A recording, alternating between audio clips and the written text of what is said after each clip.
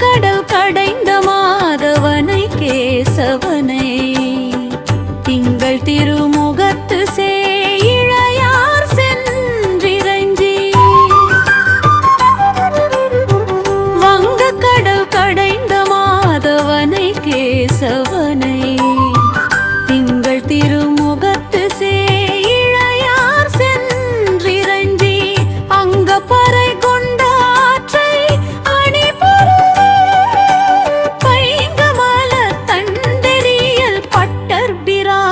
கோதை சொன்ன சங்கத்தமிழ் மாலை 30 தப்பா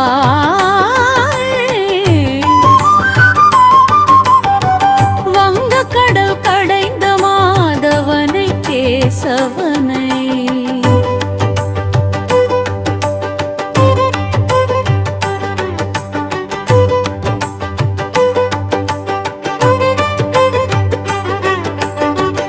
இங்க பரிசுரை பாரீர் 2 மால்வரை தோள் செங்கண் திருமுகத்து செல்வர் திருமாலால் இங்க பரிசுரை பாரீர் 2 மால்வரை தோள்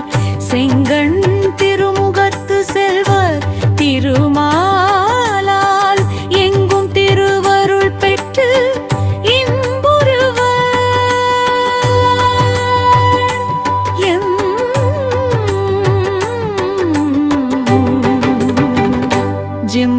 ஜிம்பவாயை வங்க கடல் கடைந்த மாதவனை கேசவனை திங்கள் திருமுகத்து சேயிழையார் சென்றிரஞ்சி அங்கப்பறை கொண்டாற்றை அணிபுருவை பைங்கமல தந்தரியல் பட்டர்பிரான் கோதை சொன்ன சங்கத்தமிழ் மாலை 30 தப்பாமே வங்க கடல் கடைந்த மாதவனை கேசவனை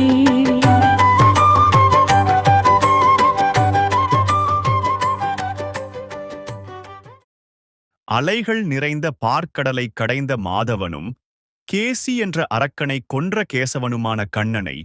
சந்திரனை போன்ற அழகு முகம் கொண்ட அணிகலன் அணிந்த பெண்கள் சிரமப்பட்டு தரிசித்து